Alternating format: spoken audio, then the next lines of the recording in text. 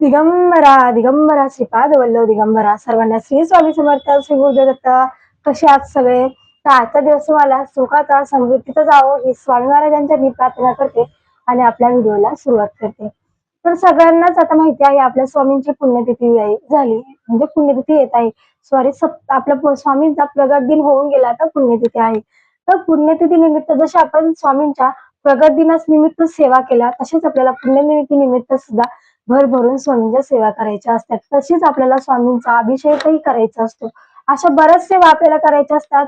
जर आपला संसारिक बायका असतो, आपल्याला जमत नाहीये, प्रत्येक गोष्टी असतात संसारात, आणि संसार म्हटलं की आपल्याला अडथळे असतातच, दुःखही असतं, सुखही असतं, हे असे समस्या आपल्याकडे येतच असतात.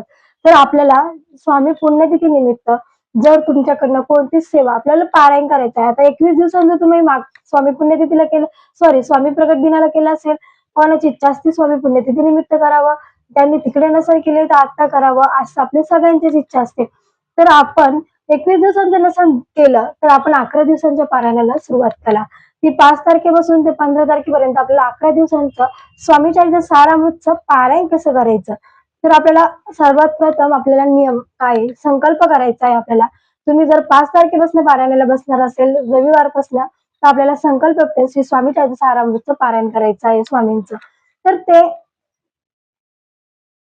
संकल्प आपल्याला हातावरती, उजव्या हातावरती पाणी घ्यायचं आहे. संकल्प कसा सोडवायचा, उजव्या हातावरती पाणी घ्यायचं, अखंड अक्षता घ्यायच्या, फुल असेल तर फुल घ्या, हळदी कुंकू आपल्याला घ्यायचं आहे. जो काही तुमचा संकल्प असेल तो बोलायचा आणि ते पाणी तांब्यात सोडून द्यायचं.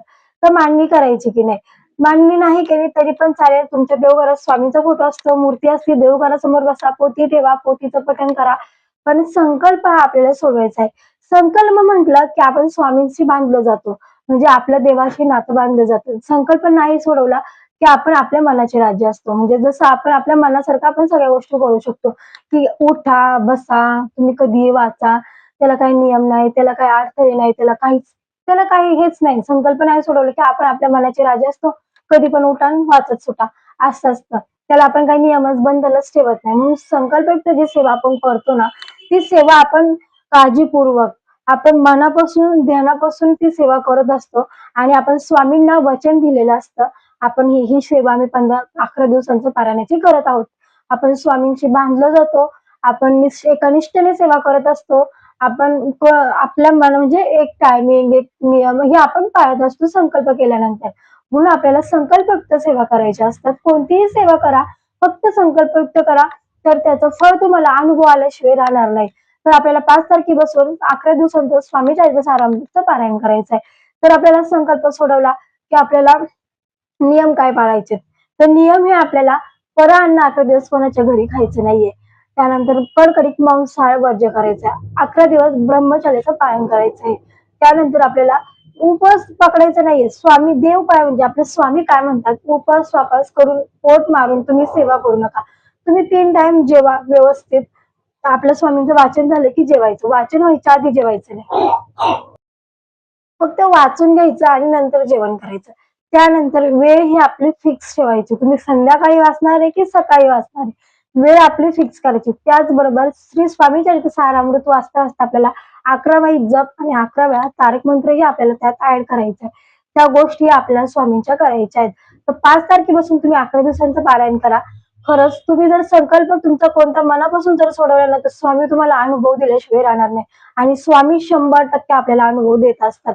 हे अनुभव ना, आम्ही जे मी असो, कोणी पण युट्यूबवाला असो, कोणी पण ताई असू देत, त्या सेवा सांगतात ना, ते स्वतः अनुभवतात तेव्हा ते तुम्हाला सेवा देत असतात. तसंच मी स्वतः अनुभव घेतलेले सारामृतचे.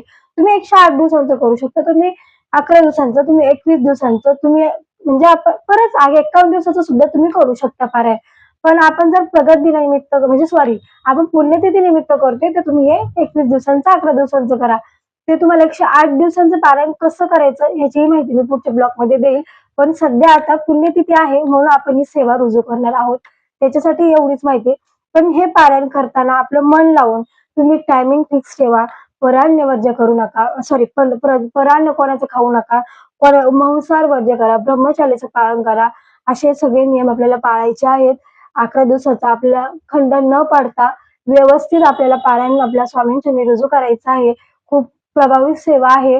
आणि हा ग्रंथ फक्त ग्रंथ नाहीये, हे पुस्तक फक्त पुस्तक नाहीये आणि हे अक्षर फक्त अक्षर नाहीयेत की लिहिले शाईने असं नाहीये. तुम्ही मनापासून आणि ध्यानापासून ही सेवा करा. म्हणजे एकदम मन लावून ते वाचन करा. म्हणजे एका एका अध्यायात कोणती लीला आहे स्वामींची हे तुम्हाला समजेल. स्वामी चरित्र समजून घ्या.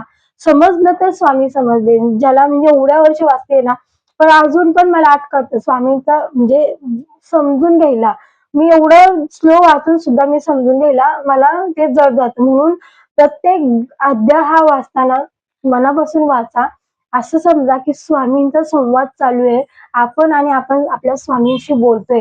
अशा हेतूने मनपूर्वक अध्याय वाचा आणि जो काही संकल्प असेल तुमचा तो खरंच पूर्ण झाल्याशिवाय राहणार नाही. 100% तुमचा अनुभव तुम्हाला भेटेल. तुम्ही कशासाठी ही सेवा केली याचा अनुभव तुम्हाला स्वामी नक्कीच देतील. फक्त मनापासून श्रद्धेने, विश्वासाने, अढूट विश्वास आपल्या स्वामींवर ठेवा की जेणेकरून तुम्ही पारायण करताय, मन विचलित होते, मन भरकटते, आळस येतोय, झोप येते, ह्या अशा समस्या होत असेल तर फक्त जेवण करून बसायचं नाही. जेवण केलं की आपल्याला आळस येतो, झोप येते, आपण भात खाल्ला जातो, चपाती खाल्ली जाते. म्हणून जेवण करायच्या आधी वाचन करून घ्या. तुम्ही जर जुने सेवेकरी असेल तर तुम्हाला 1 तास बास होईल. जर नवीन सेवेकरी असेल तर 1 ते दीड समजून 2 तास पकडून चला की वाचनाला लागतात. तर आम्हाला 1 तासात पूर्ण होतो ग्रंथ. तुम्हाला जर नवीन असेल तर 1.5 तास लागतो असं. कारण वाचनाचा फरक पडतो. फास्ट व अक्षरांची ओळख नसते. आता अक्षरांची ओळख झाली म्हणजे ते तुम्ही 1 तासात पण संपवू शकता, पाऊण तासात पण संपवू शकता. अशा प्रकारे आपल्याला स्वामींचं 11 दिवसांचं पारायण सेवा करायची आहे. त्याबरोबर 11 माळी जप, तारक मंत्र 11 ही अशी सेवा स्वामींच्या रुजू करा. पुण्यतिथीनिमित्त भरभरून सेवा आपल्या स्वामींच्या रुजू करा. झालेल्या सेवा मी इथंच थांबवते. या व्हिडिओमध्ये मी इथंच थांबते. झालेली सेवा महाराजांच्या रुजू करते आणि ह्या ब्लॉगमध्ये मी इथंच थांबते. व्हिडिओ आवडला असेल तर लाईक करा, शेअर करा, सबस्क्राईब करायला विसरू नका आणि कमेंटमध्ये श्री स्वामी समर्थ, श्री गुरुदेव दत्त लिहायला विसरू नका. सर्वांना श्री स्वामी समर्थ, श्री गुरुदेव दत्त.